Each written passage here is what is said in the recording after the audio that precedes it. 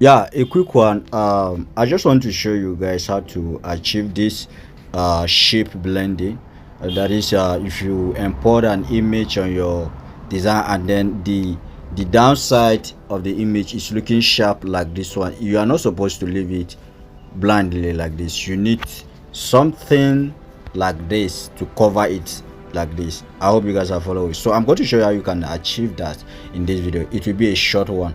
Now that having said, let's hide this particular one. So I'm going to take you step by step on how you can achieve that. So what I did is I go to plus sign at the top here, and then I click on shape.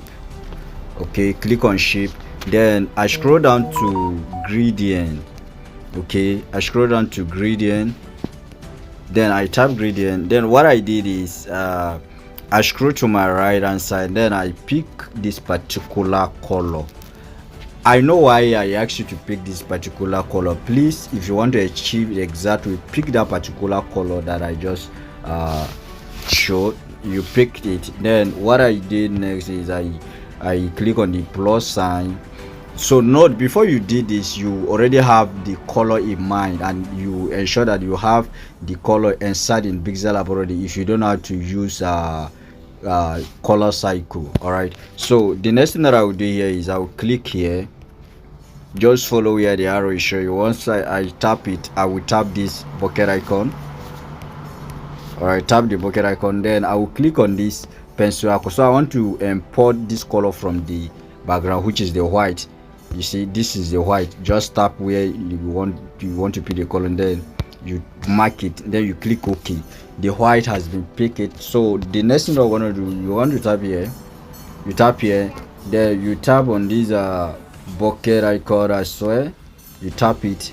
Then what we're going to do here is we are not going to insert any color, but we're going to drag this to the left hand side like this, then you mark it. Then you are going to tap on this one again, you tap it, then you hold it, you drag it to the middle, then you click OK, you mark it.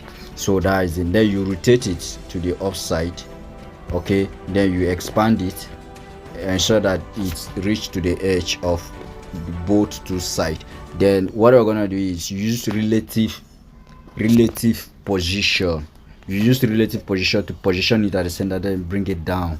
Then you allow it to be at the back of the image. Okay, at the front, at the back of the image like this. Okay, I hope you guys are following. So that is it. You see it, right? So you ensure that it position at the downside. So this is how I do achieve this. I hope you found this video helpful. Thank you for watching, and God bless you. It's your boy Jerry Graphic Design here.